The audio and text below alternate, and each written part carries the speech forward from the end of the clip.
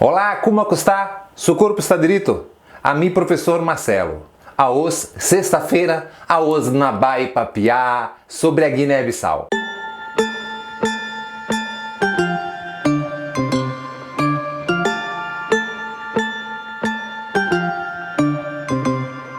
Olá, seja muito bem-vindo ao canal Geografia Irada. Toda sexta-feira nós temos um novo episódio, hoje é o primeiro episódio, chamado Sexta-feira em Bissau. Se você chegou nesse vídeo aqui, chegou no canal e está acompanhando, vou explicar rapidamente para você. Eu desenvolvo um projeto educacional na Guiné-Bissau desde 2019.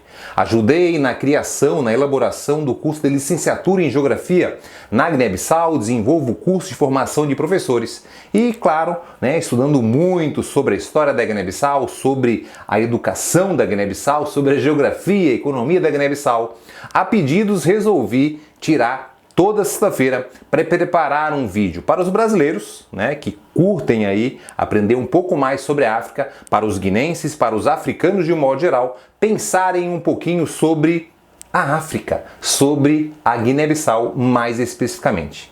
No nosso primeiro episódio aqui, a gente vai começar diretamente falando para você, a gente vai abordar um pouquinho sobre a história, a colonização portuguesa na Guiné-Bissau. E, obviamente, essa colonização se assemelha a algumas práticas também na Angola, Moçambique, São Tomé e Príncipe e até no Brasil. Então a gente vai falar para você, claro, cada uma com as suas especificidades. Vamos começar então a pensar. Quando inicia esse processo colonial na Guiné-Bissau? A Guiné-Bissau, primeiro, ela se localiza na costa ocidental africana. Ela tem como fronteira norte um país bem conhecido que é o Senegal, de colônia francesa. Ao sul, ela tem a Guiné-Conakry, Guiné-Conakry, ou chamada só de Guiné, também aí uma outra colônia francesa. Então ela é cercada por colônias francesas, tá? Ela é banhada pelo Oceano Atlântico. Ela é um país pequeno de 36 mil quilômetros quadrados aproximadamente, e o que chama muita atenção na Guiné-Bissau é o seu conjunto de ilhas, as ilhas de Bijagos. São ilhas paradisíacas. Eu já fui, eu estou indo agora dia 23 para a Guiné-Bissau, vou fazer vários vídeos mostrando, inclusive vou nas ilhas lá, Bubaque, dentre outras ilhas, mostrando para vocês um pouco mais sobre a Guiné-Bissau. Eu, como um estudioso, um apaixonado pela Guiné-Bissau, eu quero evidenciar obviamente, a potencialidade guinense. Eu vejo muitas pessoas partilhando vídeos mostrando os problemas da África. O que a gente tem que pensar é que grande parte dos problemas que existem na África não foram criados por eles, e sim a maior parte desses problemas foram levados pelos brancos, pelos colonizadores. A gente vai explicar e você vai entender isso com o tempo acompanhando. Então a gente faz o convite, se inscreve, ativa aqui o sininho, que sexta-feira a gente vai sempre provocar e explicar fatos históricos importantes, fatos científicos e não achismo. Quando a gente vai contar um fato histórico, obviamente, a gente estudou durante muito tempo, é quem tem o poder para escrever essa história. Então, a história, num passado com grande domínio dos colonizadores, eles contavam sempre o fato como um descobrimento. Então, descobriram o Brasil, descobriram a Guiné-Bissau, E a visão dos povos locais não foi um descobrimento, e sim foi uma invasão.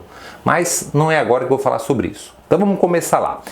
Essa colonização, então, vai começar a partir ali do surgimento do capitalismo comercial. Então nós vivíamos na Europa um modelo feudal, um modo feudal de produção, e aí vai mudar desse modo feudal para o capitalismo comercial. Então produziam excedentes no feudo e começam as navegações a despontarem e buscarem novas terras. Realizava-se um grande comércio com a região da Índia, Vou mostrar aqui para você a localização. Então nós tínhamos essa localização. Porém, aqui na região do Oriente Médio, olha o mapa, nós temos ali um império dominando esse momento histórico, que é o Império Otomano, crescendo e ocupando aquela região. E, obviamente, eles não deixariam que os europeus que dominavam ali as navegações ou o comércio nessa época se passassem ali pelo seu território. E aí vão dificultar. Então faz com que quem dominasse a navegação buscasse um novo caminho, e o caminho, obviamente, pelo oceano, contrariando aí toda essa dominação da religião que falava, não vão para lá que é um penhasco, vocês vão morrer, tem que ficar aqui. Mas os navegadores, eles acabavam se desafiando e foram buscando o caminho para as Índias. Nesse caminho, muitos se perderam, por isso chegam no Brasil, né? Tanto é que você conhece aí um fato histórico que eles falam que o nome índio está relacionado aos portugueses achando que chegaram nas Índias, mas na verdade chegaram, né, na América Latina, mais precisamente na América do Sul, no território brasileiro, que é hoje o Brasil. Tá? Então aí nós temos todo esse processo e depois também alguns vão navegando, principalmente no Tristão, que vai costeando e chega na costa ali, numa região de fácil paradouro, que era a região da Guiné-Bissau. Nós temos ali, né, todos os rios que vão desaguar e esse conjunto de ilhas faz com que eles se deparem com o povo e cheguem naquela região primeiro para comercializar.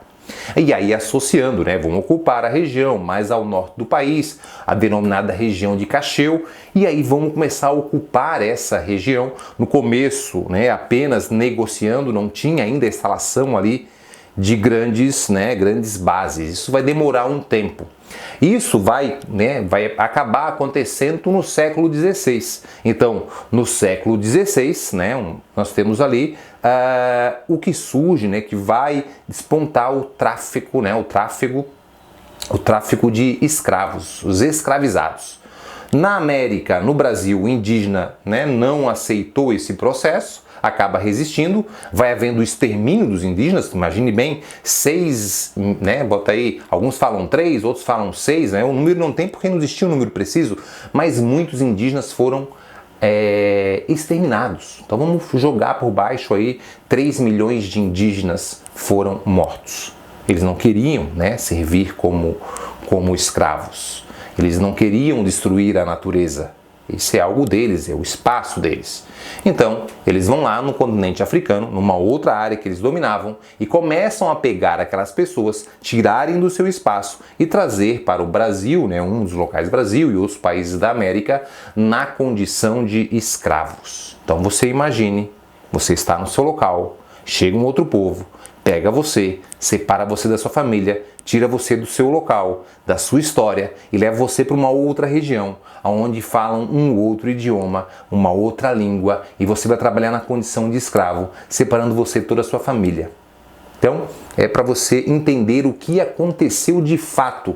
Eu falo isso apenas para você pensar, porque muitos guineenses hoje que eu converso nas palestras que eu acabo dando sobre o colonialismo, eles não percebem o mal que os colonizadores fizeram aos seus antepassados. Os colonizadores, no seu processo, né, de ocupação, de domínio, eles embutem na cabeça dos povos africanos que os europeus são mais evoluídos, mais civilizados, são um modelo a se copiar e a se conquistar, a seguir. E isso está enraizado nos dias de hoje. Eles acham que o branco é mais inteligente, que o branco é mais evoluído. Eu não falo para vocês, todos os guinenses, obviamente, mas muitos daqueles, né, que não têm acesso à educação, isso foi enraizado na cabeça deles, que são as marcas do colonialismo.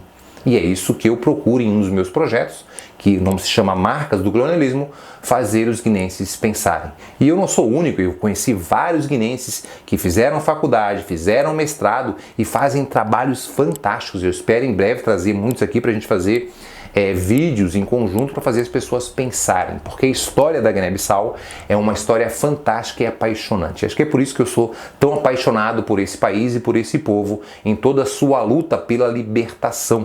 É recente. A independência da Guiné-Bissau foi em 1973. Mas vamos focar aqui no nosso vídeo. Então, nesse processo, o Portugal vai chegar, vai começar a ocupar, vai capturar muitos deles, vai dominar uma outra ilha no meio do Atlântico, que é Cabo Verde.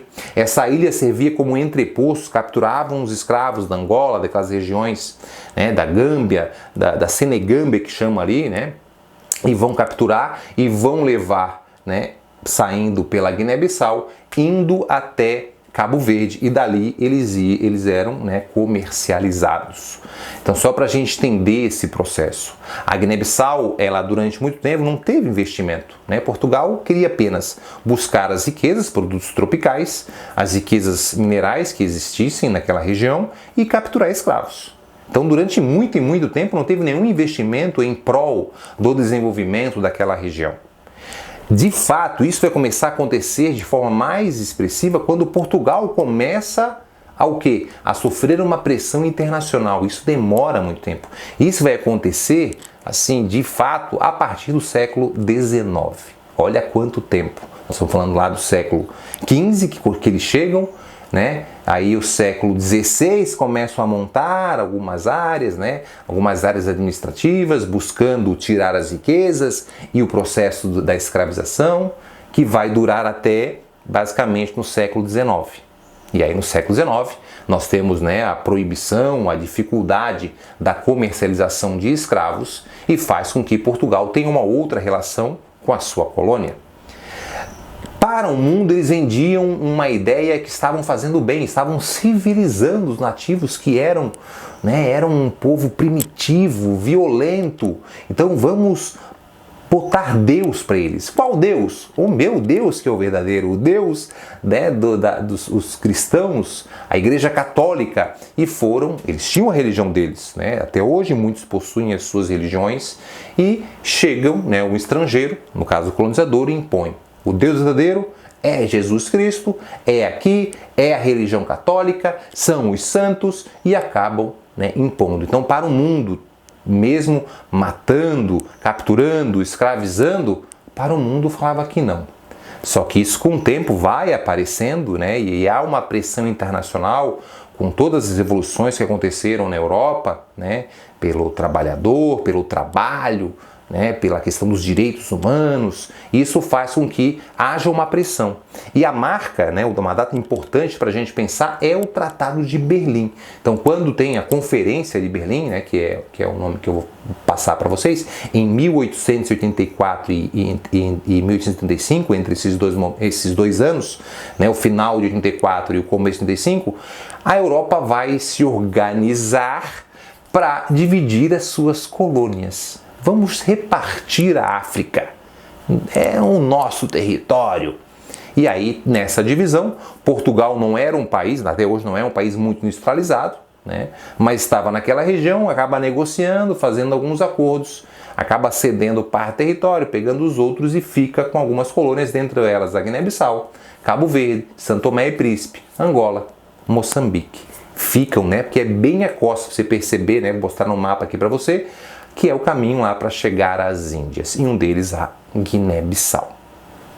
O vídeo de hoje, para não ficar muito extenso, nós vamos parar por aqui. Eu convido a você, na próxima sexta-feira, a acompanhar e continuar essa história que eu vou contando para vocês. Hoje foi um apanhado geral da chegada, o que foi, e claro, vão ter vários episódios específicos com um olhar mais aprofundado. Hoje é só uma geral para atrair você para vir junto comigo para falar desse país apaixonante que é a Guiné-Bissau. E eu estou escrevendo um livro chamado Sexta-feira em Bissau, a gente vai mostrar para vocês, e eu quero que você compartilhe e marque as pessoas para cada vez mais, né, a gente aprender e pensar um pouquinho sobre o que o colonialismo fez no continente africano. Até o próximo vídeo.